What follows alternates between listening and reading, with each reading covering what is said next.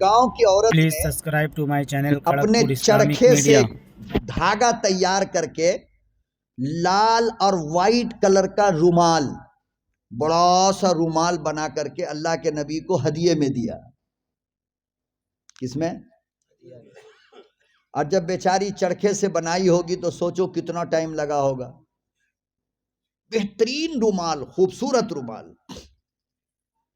जुमेरात के दिन ये गिफ्ट भेजा है नबी को, तोहफा। और खबर ये भेजवाया कि मेरी आरजू ये है कि मेरे आका मेरे रुमाल को आप जुमे में सर पे बांध करके जुमे का खुतबा दीजिएगा। कबूल कर लिया आका सल्लल्लाहु अलैहि वसल्लम।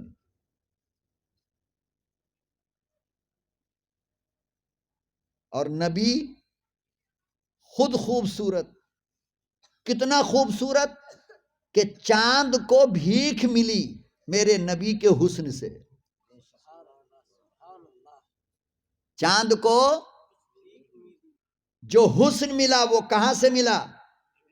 मेरे नबी के हजरत मुरारा एक सहाबी है। कपटिया वालों, अगर तुमने मेरा दिल खुश किया होता आज मैं शायद नमाज फजर तक तुम्हारा साथ देता, लेकिन किस्मत।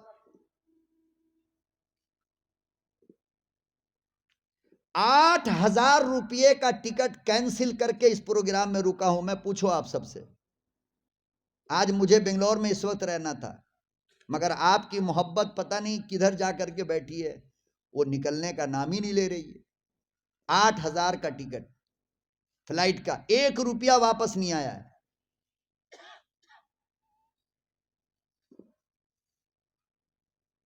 लेकिन वो कहते हैं ना, जब दिल किसी से लग जाए तो फिर माल वाल कुछ देखा नहीं जाता है। कपटिया की कुछ यही हालत हो गई। ये पिछले मर्तबा 1 हफ्ता जो आपने अपने यहाँ ठहराया और क्या क्या खिलाया क्या क्या पिलाया, ये भाई जाकिर साहब हमारे बेचारे और दूसरे तमाम के तमाम अहबाब, वो मोहब्बत आज भी नहीं भूली जाती है।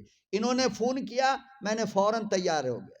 मैंने कहा वाह रे मेरी किस्मत, अम्मी का इंतकाल हुआ तो मैंने किया प्रोग्राम, बाबा का इंतकाल हुआ तो कोई ना कोई रिश्ता तो अशरफुल के घर से है, अफरोजुल के घर से।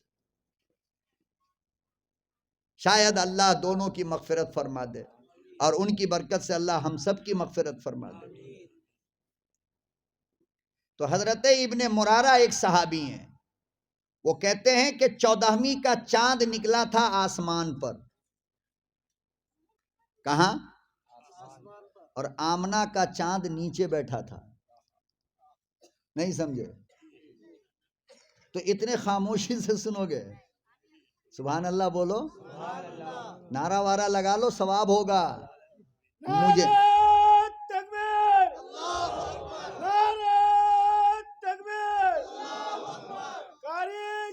इब्ने मुरारा कहते हैं, इब्ने मुरारा, हजरत इब्ने मुरारा सहाबी कहते हैं कि रात का वक्त था, रात का वक्त था, आसमान का चांद 14वीं का ऊपर था और बिल्कुल उसके नीचे आमना का चांद बैठा है और चारों तरफ से सितारों की तरह सहाबा बैठे हैं।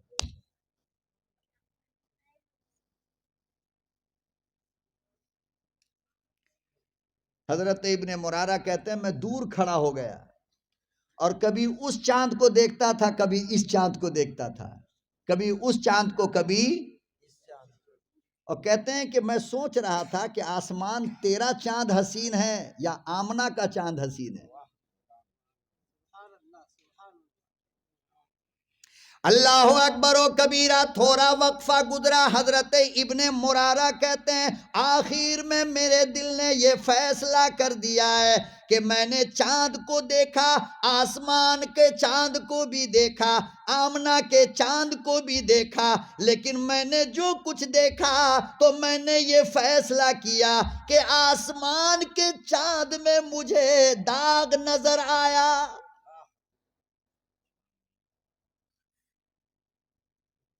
لیکن جب میں نے زمین پہ نظر ڈالی، آمنہ کے چاند کو دیکھا تو رب کعبہ کی قسم بے داغ نظر آیا۔ سبحان اللہ۔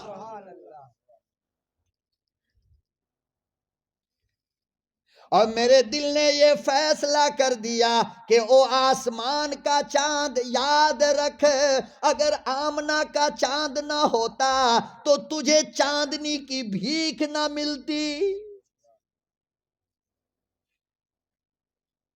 تو میرے نبی کے حسن کا صدقہ ہے، تو میرے نبی کی صورت کا صدقہ ہے۔ اگر میرا نبی نہ ہوتا ستاروں کو چمک نہ ملتی، میرا نبی نہ ہوتا سمندر کو لہر نہ ملتی، میرا نبی نہ ہوتا پھولوں کو خوشبو نہ ملتی۔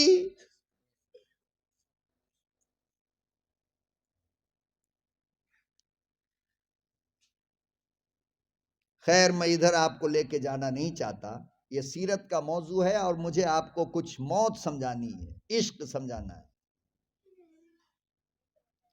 تو آپ نے اپنے حسین چہرے پر، اور آپ کا بال بڑا بڑا تھا، کیا تھا؟ پیچھے بڑا بڑا بال تھا، او ہو اتنی خوبصورتی، اللہ اکبر۔ تو وہ جو چادر باندھا نا آپ نے امامہ کی شکل میں، اور وہ بڑی بڑی کالی زلفیں، اور وہ وائٹ اور لال دھاری والی چادر، تو اتنے خوبصورت لگ رہے تھے، اتنے خوبصورت، اللہ اکبر۔ پھر جمعے کا دن آپ ممبر پہ بیٹھے ہیں، پوری مسجد بھری ہے، نبی تقریر کر رہے ہیں، سب کو دیکھ رہے ہیں، سب نبی کو دیکھ رہے ہیں۔ وہ پیچھے والی صف میں ایک دم لاسٹ میں ایک بوڑھے میاں بیٹھے تھے، جن کے بدن میں بمشکل 14-15 کلو گوشت رہا ہوگا،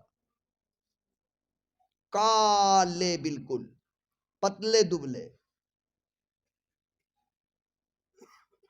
تمام صحابہ نبی کو دیکھ رہے ہیں، نبی کی آنکھ سے آنکھ ملائے، مگر وہ جو بوڑھے میاں تھے لاسٹ میں بیٹھے ہوئے، وہ نبی کا چہرہ نہیں بلکہ پگڑی دیکھ رہے تھے۔ کیا دیکھ رہے تھے؟ پگڑی دیکھ رہے تھے۔ خیر، نماز ہوئی مکمل، نبی کی نظر پڑ گئی کہ کنٹینیو یہ خالی میری پگڑی دیکھ رہا ہے، چہرہ دیکھ ہی نہیں رہا۔ نماز کے بعد بلایا، کہا اے بابو ادھر آ۔ آئے تو کہا کہ اس کو کہا اتنا غور سے دیکھ رہے تھے، اس کو کیوں اتنا غور سے دیکھ رہے تھے؟ آپ کے پاس چادر نہیں ہے، رومال نہیں ہے؟ کہا یا رسول اللہ، میرے پاس تو چادر کی رومال کی فیکٹری ہے، میری کمپنی چلتی ہے چادر رومال کی۔ کہا پھر کیوں دیکھ رہے تھے؟ کہا مجھے چاہیے۔ نہیں سمجھو گے، بڑی بات ہے کیا؟ کیا کہا؟ مجھے اسی کو کسی نے کہا ہے اللہ اکبر و کبیرہ، کہ محبت عشق اسی کو کہا جاتا ہے، پیار اسی کو کہتے ہیں۔ کہنے لگا کہ مجھے چاہیے۔ اتنی بات جو کہا تو حضرت عمر ادھر کھڑے تھے سائیڈ میں، ایسا ہاتھ گھما کر کے پیچھے سے ایک گھوسا مارے کھینچ کے، تیری ماں مرے، اتنے زمانے کے بعد میرے نبی نے نیا ایک چادر استعمال کیا، وہ بھی مانگ رہا ہے۔ وہ بھی بڑا عقل مند صحابی تھا، جلدی سے شکایت کر دیا، یا رسول اللہ عمر مار رہے ہیں۔ اللہ کے نبی نے یوں پلٹ کر دیکھا، کہا عمر لا تضرب، ہرگز نہیں مارنا۔ کیوں مار رہا ہے؟ میں سمجھوں یہ سمجھے، تو بیچ میں کیوں آیا؟ اللہ کے نبی صلی اللہ علیہ وسلم نے اتارا اور اس کے حوالے دے دیا۔ اس نے یوں منہ سے لگا کر چوما، اپنے سینے سے لگا کر جو ایک جملہ کہا ہے، خدا کی قسم، آئے ہائے ہائے، ایک جملہ صرف۔ کتنی عقل اللہ نے دی تھی ان لوگوں کو۔ اللہ اکبر و کبیرہ۔ وہ صحابی رسول کہنے لگے میرے آقا میں مالدار ہوں، میری تجارت چادر کی ہے، رومال کی ہے، کمی کوئی نہیں۔ آقا صلی اللہ علیہ وسلم نے پوچھا پھر تجھے یہ پسند کیوں آئی؟ کہنے لگا میرے محبوب میں اسے لے کر گھر جاؤں گا، اپنی بیوی کو کہوں گا کہ اسے حفاظت سے رکھ، جب میری موت ہو جائے مجھے بازار کے کفن میں دفن نہ کرنا، اسی چادر میں دفن کرنا۔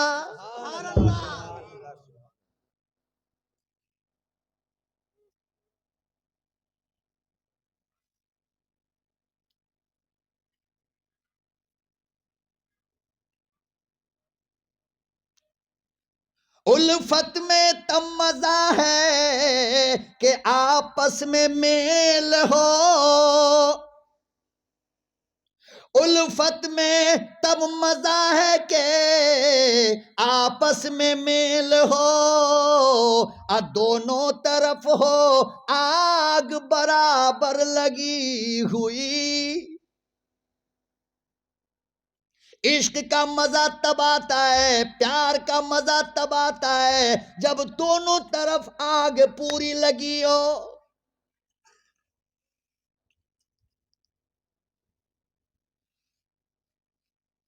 امام الانبیاء محبوب کبریا حضرت محمد مصطفیٰ صلی اللہ علیہ وسلم نے پوچھا کیوں ایسا کہہ رہے ہو؟ صحابی کہنے لگا یہی منبر تھا، یہی مسجد تھی، آپ ہی نبی ہیں، آپ کی زبان سے یہ جملہ نکلا تھا کہ جس کے بدن سے میرا بدن سٹ جائے، جس کے بدن سے میرا کپڑا چپک جائے، جہنم کی آگ اس پہ حرام ہے۔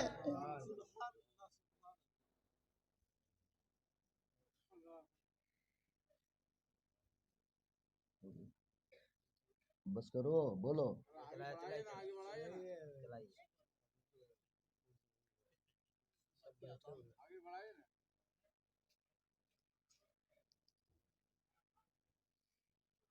صحابی رسول کہنے لگے میرے بس میں کچھ بھی نہیں، اعمال کچھ بھی نہیں میرے آقا، مجھے ڈر لگتا ہے، پتہ نہیں میرے رب کا فیصلہ کیا ہو، لیکن آپ کی چادر جب میرے جسم میں ہوگی، میرا کفن ہوگا، پھر میرا اللہ جہنم میں نہیں ڈالے گا۔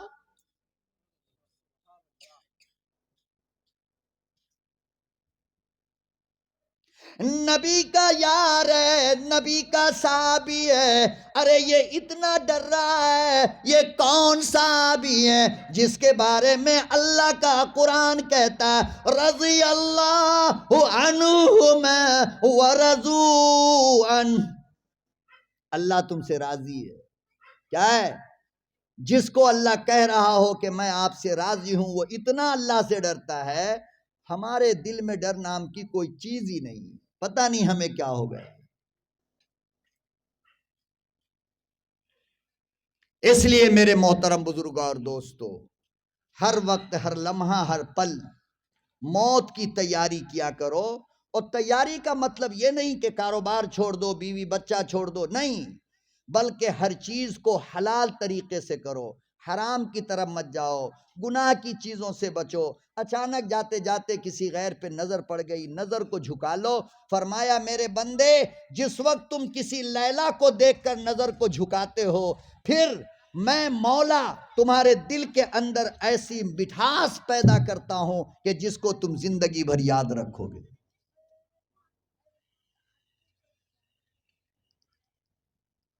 گناہ سے بچو، بس یہی آج کا پیغام تھا۔ میرے خیال سے میں نے کچھ زیادہ ہی وقت آپ حضرات کا لے لیا ہے، اتنا نہیں لینا چاہیے تھا۔ 11:10 ہو رہا ہے، بات سمجھ میں آئی؟ تو انشاءاللہ موت کی تیاری کریں گے۔ تیاری کا مطلب جیسے زندگی جی رہے ہیں جینا ہے، مگر گناہوں سے بچ بچ کر کے جینا ہے۔ کیسے؟ ارے بھائی جب بارش ہو جاتی ہے، روڈ پہ کیچڑ ہوتا ہے، تو پاگل تو دوڑے گا، لیکن جو عقل والا ہے وہ کپڑے کو اٹھا لیتا ہے، پھر ایسے بچ بچ کے چلتا ہے کہ کہیں پھسل کے گر نہ جائے۔ فرمایا کہ دنیا اسی کا نام ہے، اس دنیا میں جب تک ہو نا، بالکل بچ بچ کر کے جیا کرو۔ میں بہت کچھ آپ کو اس کے تحت واقعات اور باتیں سنا دیتا، لیکن چونکہ مجھے بھی سفر کرنا ہے، کل صبح 6 بجے ہی مجھے یہاں سے بھونیشور جانا ہے، پھر وہاں سے فلائٹ ہے بنگلور کے لیے، اس لیے آج میں آپ سے اتنی ہی باتوں پہ اجازت چاہتا ہوں اور دعا کرتا ہوں کہ اللہ تعالیٰ جس نیت سے، جس بنیاد پر یہ پروگرام رکھا گیا، اللہ تعالیٰ ان کے والد کی مغفرت فرمائے، جناب مالک صاحب کو اس کا بہترین بدلہ اور اس کا ثواب اللہ تعالیٰ پہنچائے، اللہ ان کی قبر کو نور سے منور فرما دے، اور جتنے لوگ بھی دنیا سے جا چکے اللہ سب کی مغفرت فرما دے، اور جتنے لوگ زندہ ہیں مرنے سے پہلے اللہ ان کو کلمہ نصیب فرمائے، اچھی موت عطا فرمائے، تلاوت والی موت، سجدے والی موت، نماز والی موت، اخلاق والی موت، پیار والی موت، محبت والی موت، یتیم کے سر پہ ہاتھ ہو اب موت کا فرشتہ ہے۔ دعا کیا کرو اللہ تعالیٰ حادثوں کی موت سے بچائے، ہارٹ اٹیک کی موت سے بچائے، سفر کی موت سے بچائے، گندی موت سے اللہ ہم سب کی حفاظت فرمائے، اس لیے کہ ہمارے پاس کچھ بھی نہیں، بالکل خالی ہے۔ وہ اللہ کسی بہانے اگر ہماری مغفرت کر دے تو اس کی مرضی ہے، ورنہ خدا کی قسم اتنا ڈر ہوتا ہے، اتنا ڈر ہوتا ہے کہ زندگی اگر اربوں میں خریدنا پڑتا تو شاید بندہ خرید لیتا، لیکن مرنے کو تیار نہیں ہوتا، اتنی سخت منزل کا نام قبر ہے۔ اس لیے میرے بھائیوں، گناہ کر کے اپنی قبر کو اندھیرا مت کرو، نیکی کر کے اپنی قبر کو روشن دار بنا دو، لائٹنگ لگا دو قبر کے اندر، کہ ہماری قبر ہم کو خوشی سے اپنے سینے سے لگا لے۔ جو کچھ کہا، کوئی کمی زیادتی مجھ سے اگر ہوئی ہو، میں معافی کا طلبگار ہوں، مجھے معاف کیجئے، میری ہدایت کی بھی دعا فرمائیں، اللہ تعالی ہمیں بھی نیک راستے پہ چلائے۔ میں آپ کے لیے دعا کرتا ہوں، میری ماں بہن بیٹی لاڈلیوں کو اللہ نیک راستے پہ چلائے۔ وآخر دعوانا ان الحمدللہ۔ ارے نعت شریف